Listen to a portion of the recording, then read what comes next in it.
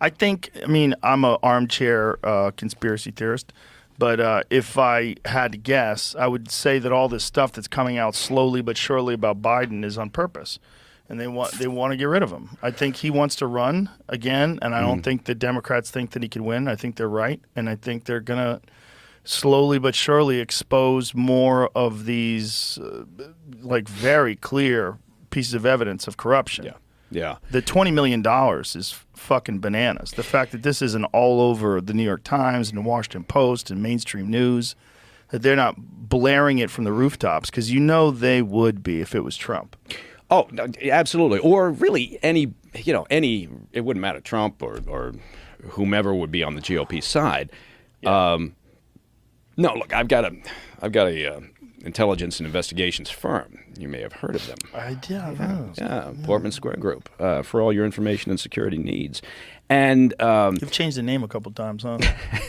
Just avoiding bill collectors. So, yeah, and but I've got investigators, great people. That's the most rewarding thing about building a business is just the wonderful people that you eventually get to work with, and they raise families and they stick with you. And so I've got some investigators that I guess the point is they could have wrapped this puppy up some time ago, right? It's an asset tracing exercise is what they're engaged in. And, maybe they'll stay focused, maybe they'll keep going. Right? But when you've got an asset tracing exercise, you've got a myriad of single-purpose companies set up, around there. First of all, when you look at a case and you say we've got 20-plus single-purpose companies set up here for pass-through of funds, that's what we would call a clue about money laundering, right? That's why you do that, right? To hide beneficial ownership, to hide the flow of funds and transactions that are involved, to obfuscate and make it difficult for the obvious, because their feeling is most people will maybe dig once or twice, but then they'll get bored and they'll move on, right? Let's make this as complicated as possible. And so you start to see, there's always fraud indicators. You start to see certain things in an investigation. And the great thing about asset tracing also is that there are records, right? And that's what they're finding out now. So and I'm glad, because whether it's Biden, whether it's Trump, it wouldn't matter. If you've got an asshole who's in office and is engaged in pay for play, right? And there's no way, frankly, that this president didn't know that he was being used as the dog in the dog and pony show, right? And so they've got these records available to them. And with the power of the government, their ability to subpoena and do all these things that they can do, they will have the case figured out at some point. The problem with Washington is, do they have do they have the grit to stick with it, right? And then the next question is, does anything happen as a result? But it is, in my mind, anyway, for what that's worth, there's no doubt this is money laundering, and it's pathetic, as you pointed out, that there's so little interest, right? From a completely incurious, not incurious, but just a completely partisan, significant majority of the media. They don't. It's not that they don't care. It's that they do care, and they're taking every effort, and they're now having to contort themselves into certain ways because it's getting more and more difficult to provide top cover for the Biden administration. But they've been trying, and they're just, at some point maybe the dam breaks, and there's so much paper evidence that they can't ignore it anymore.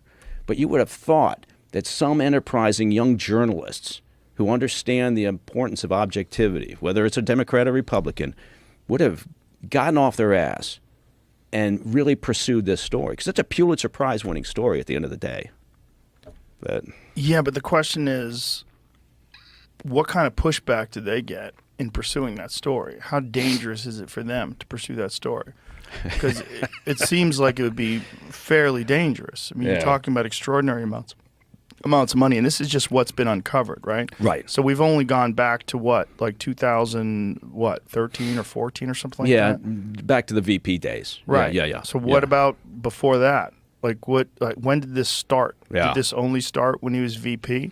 Did he get his son involved to give him some sort of a meaningful business? It seems like he was the bag man, right? Yeah. And And that's another part of this story that's fascinating. It's not like he was producing anything. It's not like Hunter Biden was producing something. He's producing some good videos. Yeah, Made some great photos. Fine, yeah.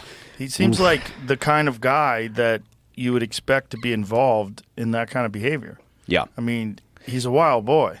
And he's also the sort of guy that you would identify immediately if you were on the Chinese side of things, as an example. Whatever, $8 million, whatever. He's the target. That's right? the guy. Look at that. That's your weak link next to, with the greatest access possible to the second most powerful person theoretically in the country. That's a fantastic target, right? Yeah. There's all sorts of weaknesses there that you can play off of, right? And for them, $20 million over a few years, that's a fucking minor drop in the bucket. It's literally nothing, and it's a great payday for them. And whether it's Burisma and look, there is no reason he was being placed on boards other than access to his father. Even if somebody who's highly partisan on the Democratic side has got to at least be honest enough to admit that. So then the question becomes, all right, was at the time vice president, and then after that, was he aware? Did he know that Hunter was out there doing all these things and using access? And at first it was like, I had no idea, wasn't talking. And then suddenly it's like, well, I was on some phone calls, but it wasn't important. And now the media's got to spin that narrative. Well, he wasn't talking about anything of substance. Well, there's a new photo that just got released of him on a plane to Ukraine in 2015. Yeah. So I think this is to my point that I think they're slowly releasing this stuff because they plan on getting rid of him. Yeah. Well, if they do, then what happens to Kamala Harris? She's gone. Yeah? Yeah. Yeah, there's no way. You can't keep her. She's got the lowest approval rating of any vice president ever, including Dan Quayle. Oh, God. There's a good Which people forgot poll about that guy. Oh, yeah. Yeah. He was what they used to, the comics used to joke that guy was assassination insurance. Nobody wants to kill the president and then have that fucking guy take over. I forgot about that. But you're right. And I think they can't move Kamala Harris out as long as Biden's the candidate, right? Because they wouldn't weather that optic.